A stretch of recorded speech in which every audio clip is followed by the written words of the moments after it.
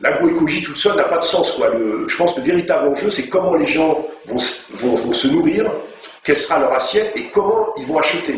C'est-à-dire qu'il y a à la fois un côté modifier son régime alimentaire, et il y a aussi un enjeu fort qui est modifier sa façon d'acheter. Est-ce qu'on va acheter des produits frais, des produits de saison, des produits locaux, des produits bio, des produits ASC. Enfin, là-dedans, le consommateur a énormément de marge de manœuvre. Et en fait, en changeant l'assiette, ce qui ne paraît pas insurmontable, on change complètement la face de l'agriculture. Donc les consommateurs ont un pouvoir énorme, forcément contré par la grande distribution de l'agroalimentaire qui nous, tous les jours à la télévision, dans les journaux, font un marketing terrible sur la façon de voir les choses, et donc forcément freinent l'évolution des consommateurs qui des fois ne voient pas au-delà de ce qu'on leur montre, quoi. 4 produits laitiers par jour, enfin bon, des trucs complètement fous, quoi. Des repas, il faut toujours la viande, enfin voilà. Donc nous on va, et on n'est pas tout seul, remettre ça un peu en cause. Donc moi, l'agroécologie aujourd'hui, c'est pour ça qu'il y en a qui parlent de système alimentaire, ça n'a d'intérêt, même l'agriculture, que si on le relie maintenant beaucoup plus à l'alimentation et au système alimentaire. Bon, là, ce qu'on vient de voir sur la crise, là, enfin, je pense qu'il y a une crise, mais du cheval, ce qui est sidérant, c'est pas tellement de manger du cheval, c'est qu'il y a 8 intermédiaires entre le consommateur et le producteur de cheval, quoi. Et on ne sait même pas ce cheval combien de kilomètres il a fait, quoi. C'est sidérant, quoi. Donc là, ça ne fait que renforcer qu'une production locale où le consommateur est directement en lien avec le producteur. Voilà. Donc on voit bien là-dedans tous les enjeux qu'il y a. Voilà. Donc nous, aujourd'hui, l'agroécologie se resitue dans une perspective d'une agriculture durable, avec des objectifs clairs. Parce que sur l'agroécologie, comme tout le monde va s'y mettre, les objectifs clairs sont quand même réduire les intrants agricoles, réduire, voire éliminer les pesticides qui sont nocifs pour la santé, nocifs pour la biodiversité, réduire fortement l'usage des engrais chimiques, en particulier l'azote, réduire l'irrigation, les volumes d'eau consommés, puisque dans le sud-ouest, on a des rivières asséchées en Poitou-Charentes l'été, on a des vrais problèmes d'eau même en amont-Garonne, donc là aussi, il y a cet intrant-là. Réduire la consommation d'énergie, réduire la consommation de plastique par l'agriculture. Voilà, là, c'est des véritables enjeux, avec des produits de qualité, puisqu'il y a un véritable enjeu de santé publique, quoi. Pour moi, l'essentiel des savoir-faire agroécologiques aujourd'hui est chez les agriculteurs.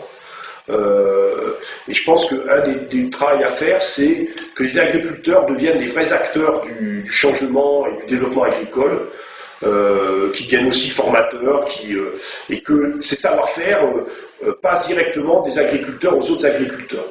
C'est pour ça que Sonagro, depuis 3 ans, a mis en place un observatoire d'agroécologie qui est destiné à valoriser, mettre en valeur les savoir-faire d'agriculteurs à destination d'agriculteurs. Donc nous, on vise prioritairement les agriculteurs, même si les techniciens, d'autres utilisateurs ou les élèves, hein, aussi tous les élèves qui sont dans les lycées agricoles ou les écoles d'agronomie peuvent aller chercher de l'information, quoi.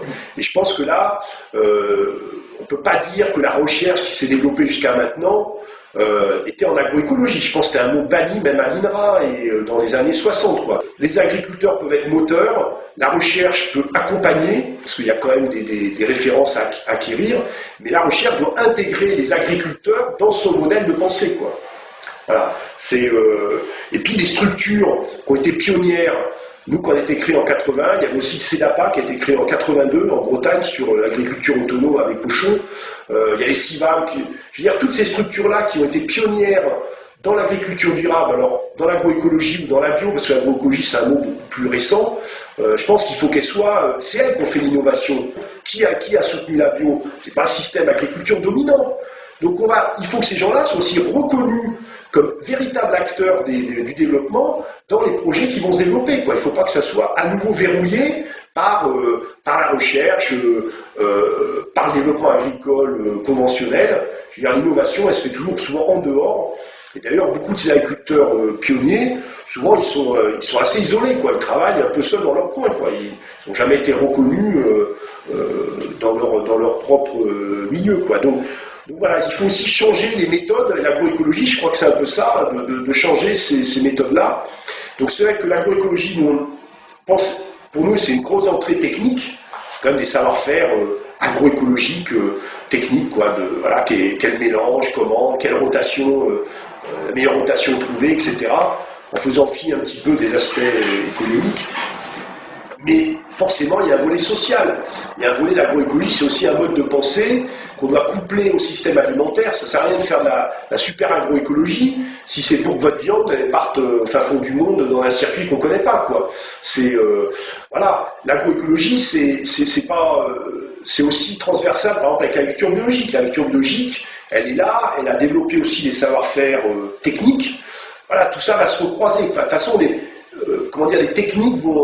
aujourd'hui, on fait des familles, l'agriculture de conservation, la production intégrée, l'agriculture biologique, mais tout ça va se mélanger, parce que les techniques, elles vont être transversales, elles ne vont pas être... alors, il y en a qui ont un cahier des charges très strict, quoi, pas d'engrais chimiques, pas de pesticides, mais des cultures associées vont être utilisées demain par tout le monde, quoi. Voilà. Et puis, bon... voilà, il faut transformer ça en positif, parce que il faut déverrouiller le système, là. Tous les travaux de Ménard ou de Barré à Louvain sur le verrouillage des systèmes, bon, ben là, on voit bien comment c'est bien verrouillé, ben, il faut s'attaquer à déverrouiller le système, quoi. Voilà. Voilà des choses qui vont accompagner l'agroécologie. Moi, je pense que l'agroécologie, c'est aussi un nouveau paradigme. Je pense que pour les agronomes, c'est un paradigme très ouvert, donc je pense que pour les jeunes agronomes, ça leur offre des ouvertures terribles, quoi. Je veux dire que, et puis des moyens, parce qu'il faut qu'on arrête de perdre de l'emploi en agriculture. Où c'est qu'on va créer de l'emploi demain, quoi? Je veux dire, on est là à se battre pour 500 emplois par-ci, 1000 emplois par-ça dans l'industrie, je suis complètement d'accord, bien qu'à un moment donné, il faudra bien qu'on aura moins de voitures, donc il faudra bien qu'on produise moins de Peugeot ou de Renault. Mais on oublie qu'on perd 15 à 20 000 emplois dans l'agriculture. Merde, qui c'est qui va enfin s'emparer de ce problème-là, quoi? Et est-ce que votre définition de l'agroécologie que vous donniez en 1990 a évolué? Est-elle différente de celle que vous donnez aujourd'hui? Moi, aujourd'hui, là où j'ai changé, c'est que, pour moi, on ne peut plus dissocier l'agriculture de l'alimentation, quoi. Et donc, à un moment donné, il va bien falloir que... Enfin, je veux dire, pour moi, l'industrialisation de l'agriculture... Elle est à mettre en parallèle avec l'industrialisation de notre nourriture. Moi, je pense que mon mode de pensée, c'est là qu'il a changé. C'est-à-dire que il faut travailler sur l'agriculture, mais toujours en lien avec les consommateurs. Parce que ça, au final, ça ne donne pas le même résultat. Travailler sur un système agricole en intégrant le circuit de distribution vers les consommateurs, ça fait voir le système différent. Parce que les gens qui travaillent dans la vente directe, ils ont un instrument plus diversifié. Enfin, je veux dire, ça change le système aussi, quoi. Donc il faut l'intégrer dans notre mode de pensée. Et puis ça change, par exemple, est-ce qu'il faut maintenir des productions totalement désaisonnées demain, qui vont quand même coûter de l'argent. Voilà. Donc moi, je dirais que c'est un peu ça qui a changé dans le mode de pensée, quoi. En matière technique, vous parlez de culture associée, d'agroforesterie ou même de systèmes traditionnels comme les pré-vergers. Qu'est-ce que ces systèmes ont en commun qui font qu'ils conviennent à l'agroécologie, qui correspondent à l'agroécologie?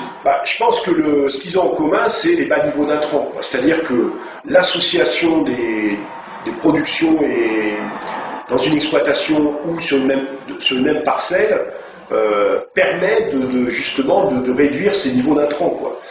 Que ce soit des pesticides, parce qu'on a des rotations plus longues, plus diversifiées, que ce soit l'utilisation des éléments minéraux, que ce soit le recyclage des éléments minéraux vertical ou par une couverture permanente. Donc ce qu'ils ont en commun, c'est cette diversité qui rejoint le principe d'écologie, permet à la fois de maintenir un niveau élevé de production en consommant moins